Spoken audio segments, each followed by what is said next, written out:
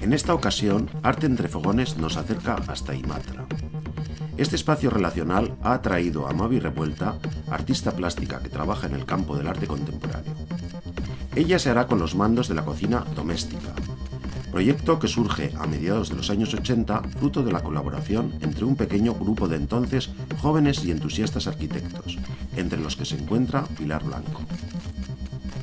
El referente es la cocina de Frankfurt y las investigaciones posteriores de los años 50, que son los precursores de la cocina moderna. Aquí, en un recuperado pabellón industrial en la calle particular de Costa de Bilbao, en este espacio expositivo con la muestra colectiva Indoméstico, descubriremos algo más sobre ella, sobre sus obras y sobre su receta basada en una cena en casa de Brancusi.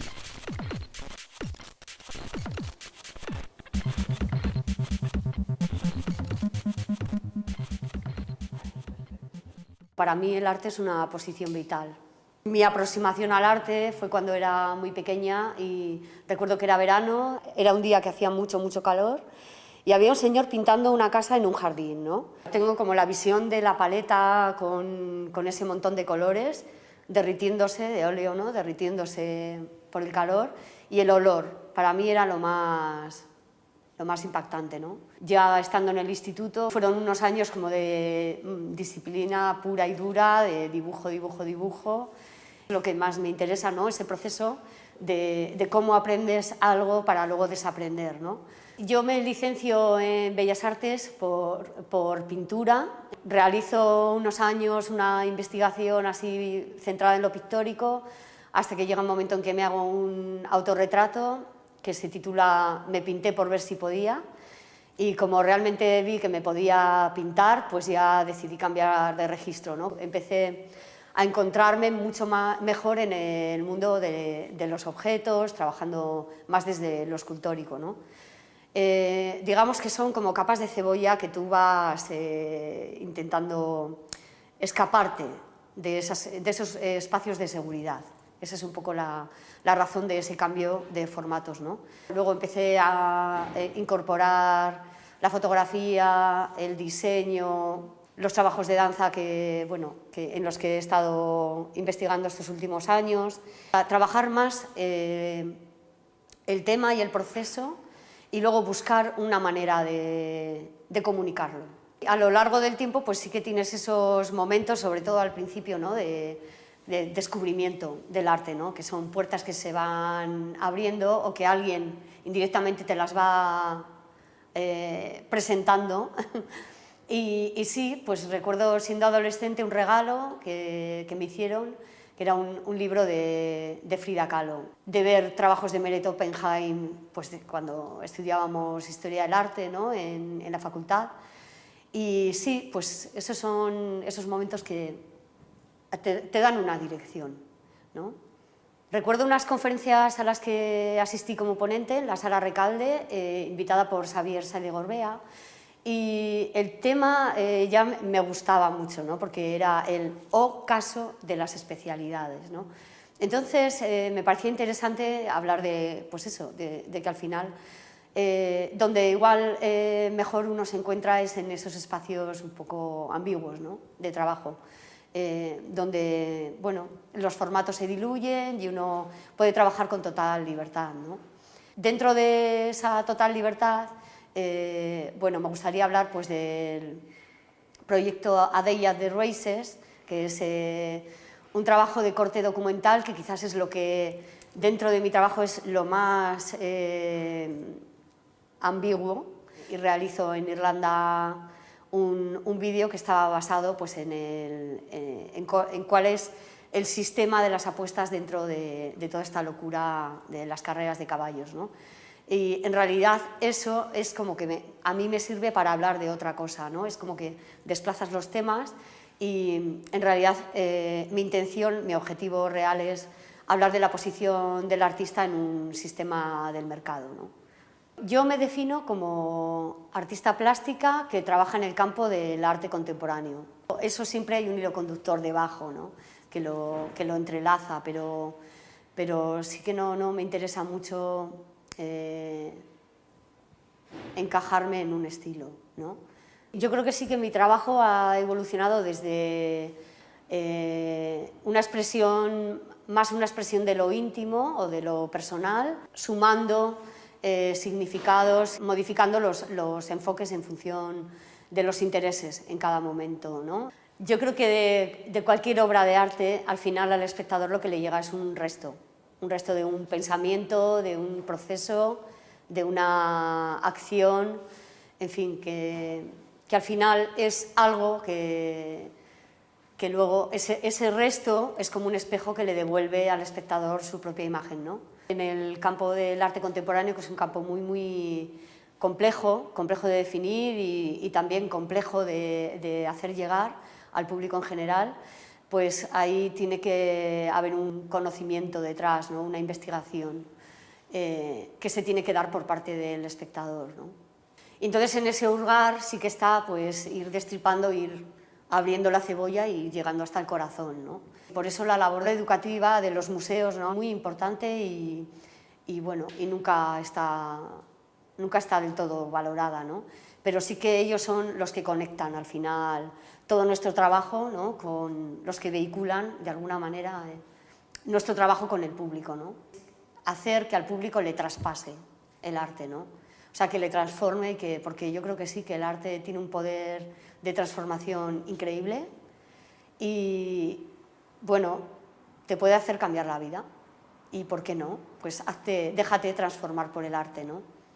Ahora es un buen momento para rescatar esos presupuestos de esas utopías, grandes utopías de la vanguardia, pero desde luego desde otra perspectiva, desde la perspectiva de lo micro, de la microutopía, ¿no?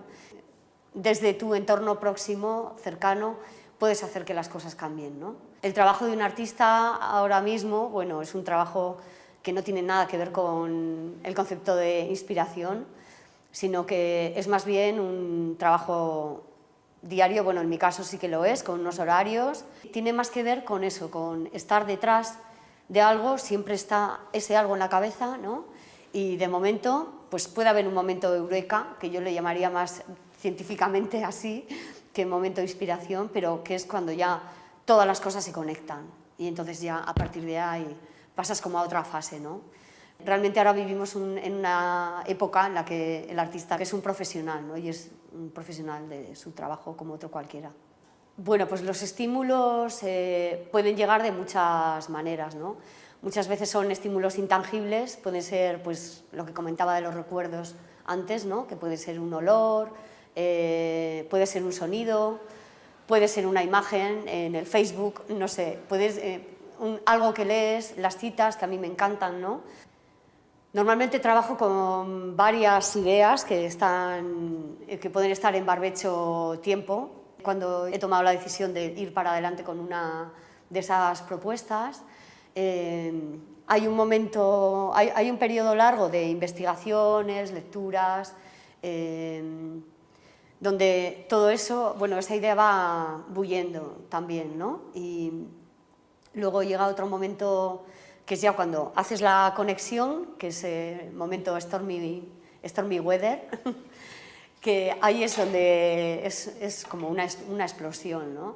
Y a partir de ahí todo se empieza a relacionar y luego llega otro momento así como más de calma, más frío, mucho más frío, ¿no? No tan emocional, y a partir de ahí ya empieza pues, el proceso de generación, ¿no? Empiezo a trabajar de otra manera, mucho más racional, como decía, es más jugada de partida de ajedrez sobre valorar los pros, los contras, de ir en una dirección, en otra y tal.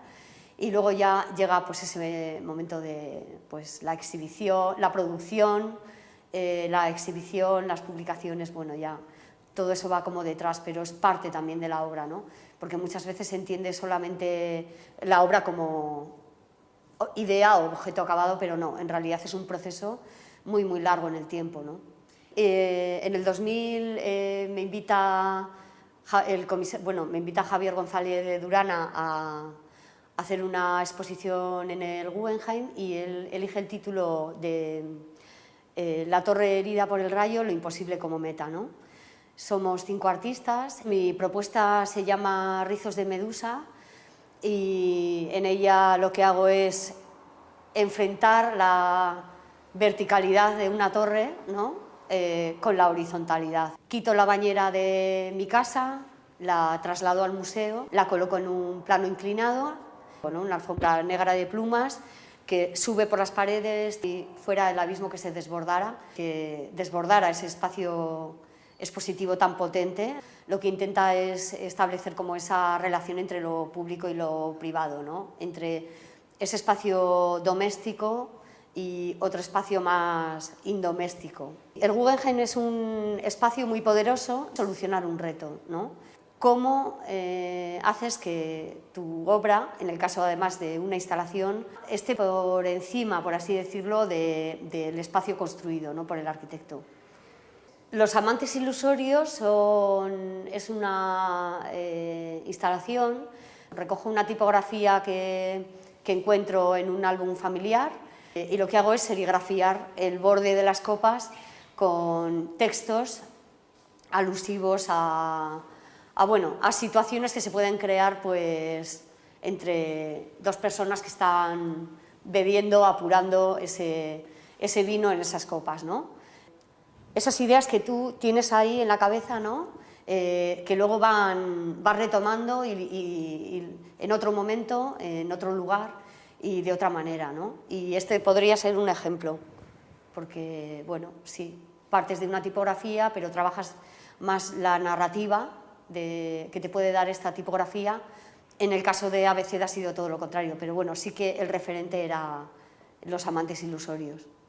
En 2007 trabajo en unas piezas que se llaman diamantes en bruto, 2 esqueletos enfrentados, uno realizado en cuero negro y otro realizado en fieltro blanco. Esta idea de buscar como lo esencial o lo estructural de nuestros cuerpos, ¿no? Trabajar como si la piel estuviera dentro, en realidad, en los huesos, ¿no? Esa era un poco la idea. Entronca directamente con una serie de radiografías que tengo, Quietas sin respirar, por un lado, luego la otra serie se titula Respira y mira la luz. Me fascinaba un poco cuando era pequeña ver cuál era el proceso de cambio que iba sucediendo en mi cuerpo, ¿no? A partir de esas me hago otras radiografías en 2007 con objetos, ¿no? Metálicos, que es un poco lo que me sorprendía cuando era pequeña, pues ver las cadenitas de las radiografías. También lo puedes ver, bueno, en las piezas de Meret Oppenheim. Hacia 2008 empiezo a escribir una propuesta que englobaría trabajar sobre la parte educativa. Sí que muchas veces veo que nosotros los artistas estamos pues cada uno con nuestra película, nuestras preocupaciones, ¿no? Pero sí que vi que era un momento en el que estaría bien mirar desde otro ángulo, ¿no? Más como social y más a largo plazo, ¿no? Entonces empiezo a desarrollar una idea que enlaza texto con educación y con el cuerpo, ¿no? Realmente sí que quería hacer un alfabeto que pudiera servir para comunicar y para acercar el arte contemporáneo, para trabajar desde ese alfabeto el arte contemporáneo, ¿no? Encuentro el libro Abeceda, publicado en 1926 en Praga por un grupo de artistas que trabajan en la vanguardia. Realizan un alfabeto, lo que podría ser un alfabeto para la vida moderna, ¿no? Y con la intención de reeducar al público en el nuevo lenguaje que se está desarrollando después de la Primera Guerra Mundial, ¿no? Entonces ese libro me interesa muchísimo desde ese aspecto, solamente que toma otro camino, la realización de un cartel para el Festival de Teatro y Danza Contemporánea de Bilbao y se entrelaza, ¿no? Y ese cartel toma una dimensión escénica y entonces Abeceda se desarrolla finalmente en la realización, en la dirección de un ballet.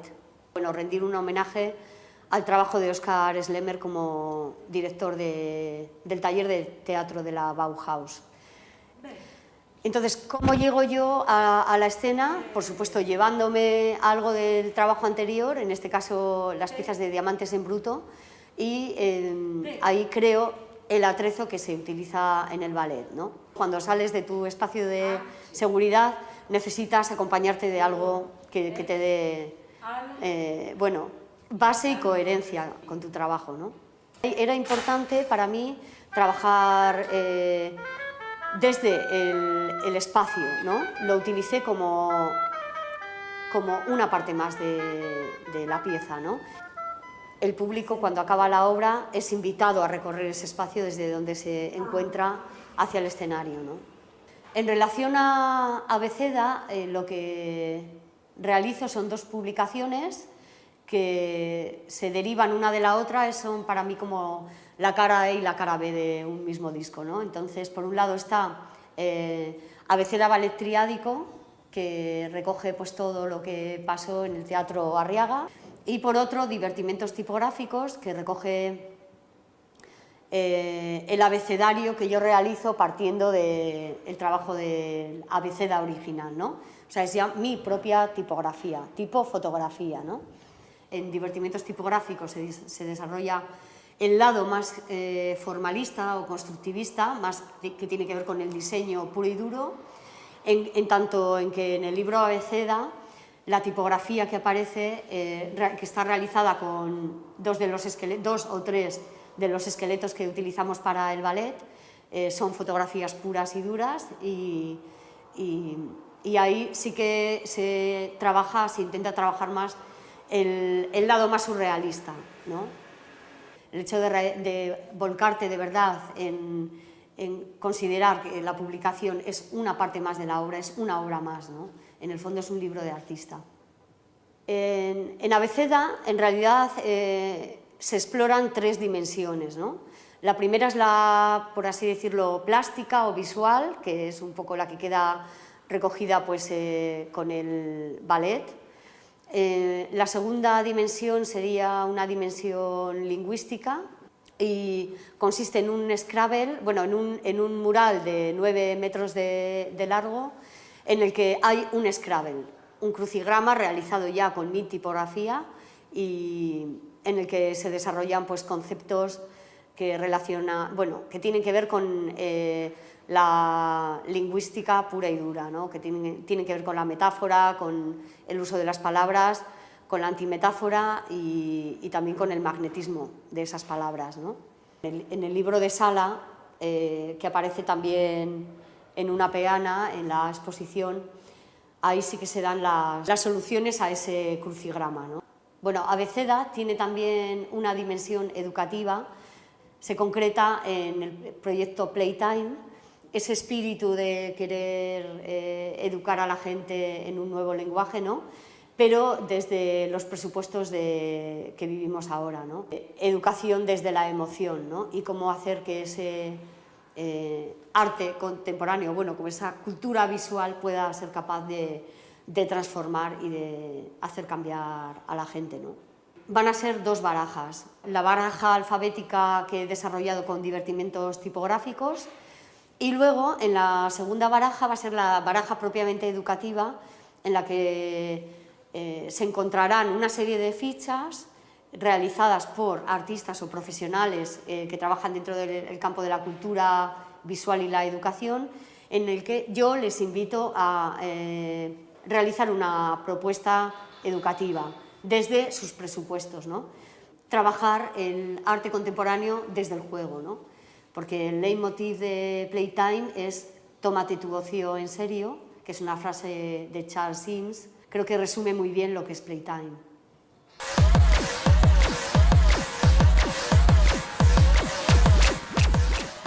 Vamos a hacer la receta que he pensado para Arte entre Fogones. Una sopa fría con una vinagreta de ajo y de segundo plato un chuletón de buey a la parrilla.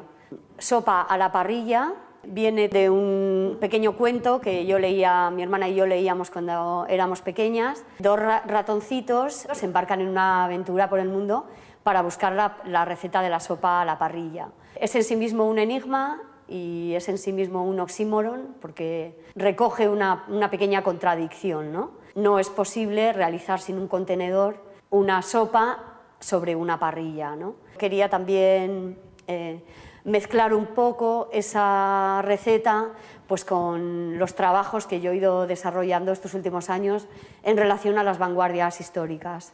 En un libro de Calvin Tompkins sobre Duchamp se habla de las famosas cenas que había en casa de Brancusi, ¿no? Y se da una receta que casualmente está compuesta por 2 platos, una sopa por un lado y una carne a la parrilla.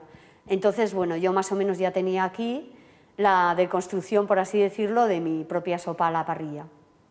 Para realizar la sopa, para 2 personas, 300 gramos de alubia blanca, unas gambas, un puñado de almejas, 4 huevos de codorniz, 3 brotes de ajo, una zanahoria, aceite, vinagre y sal gorda.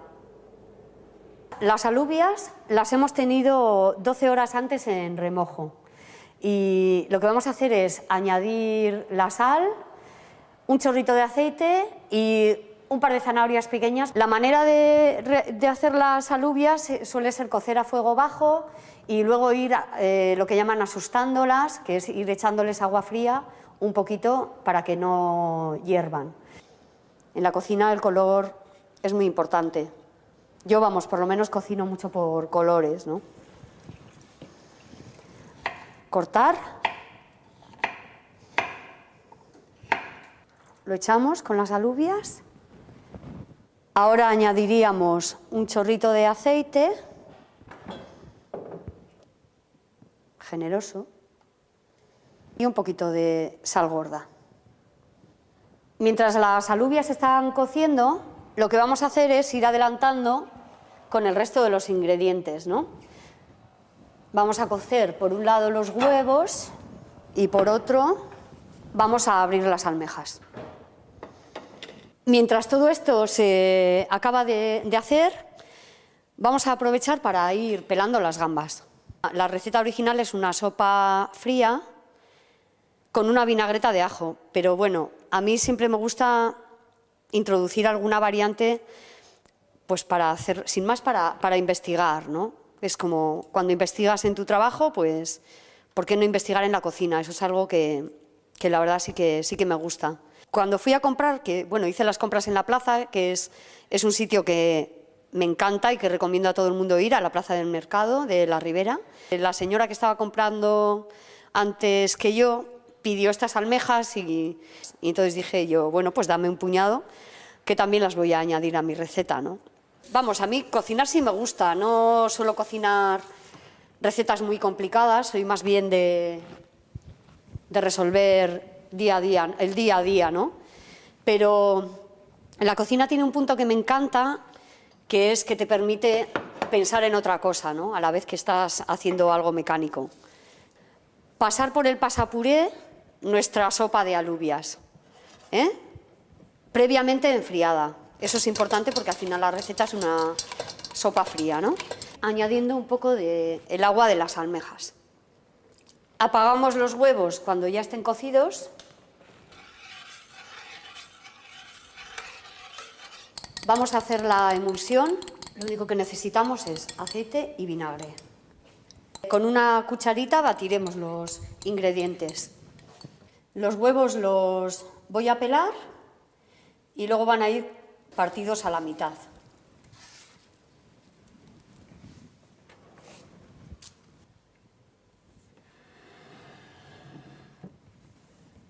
Saltear ligeramente los brotes de ajo con las gambas. Va a ser un golpe fuerte de calor y lo vamos a quitar rápido del fuego para que las gambas no se hagan demasiado. Y luego vamos a añadir también las almejas. Yo creo que lo interesante es que la sopa esté fría, pero todo este acompañamiento que hemos hecho esté templado. Le añado el perejil. A esta vinagreta le vamos a añadir los pequeños huevos. Y el último paso que nos queda es ya el emplatado.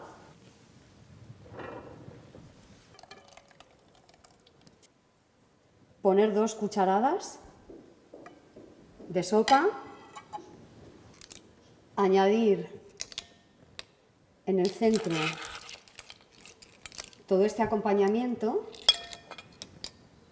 y por último un poco de la vinagreta de huevo que hemos hecho.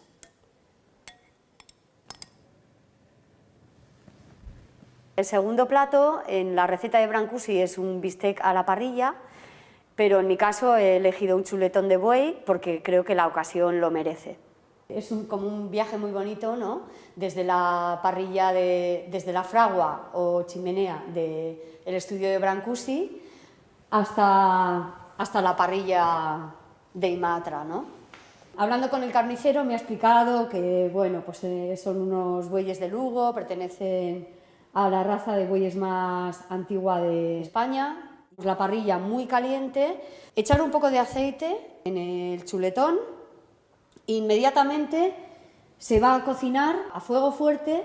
En cuanto veamos que empiecen a salir los jugos por la parte superior, eso quiere decir que ya la carne va a estar ya sellada por debajo, ¿no?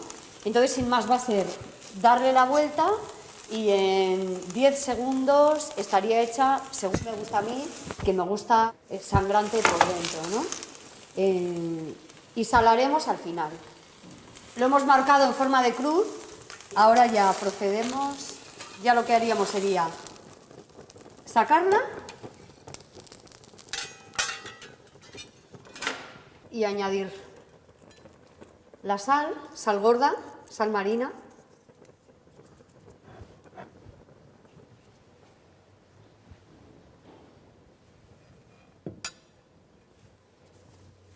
ahora me queda por explicaros cuál era el enigma de la sopa a la parrilla, que es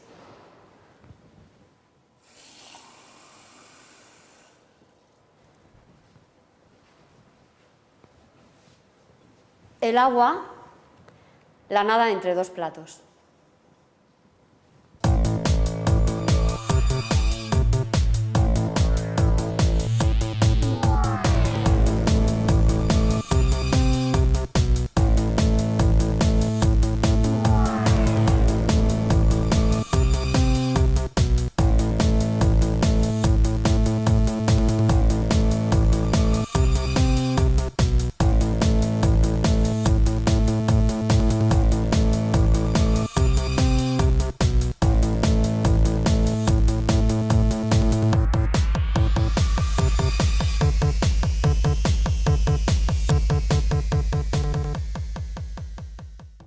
De todos los proyectos siempre me quedo con el que voy a hacer mañana, ¿no? Porque eso al final siempre es como una aventura nueva.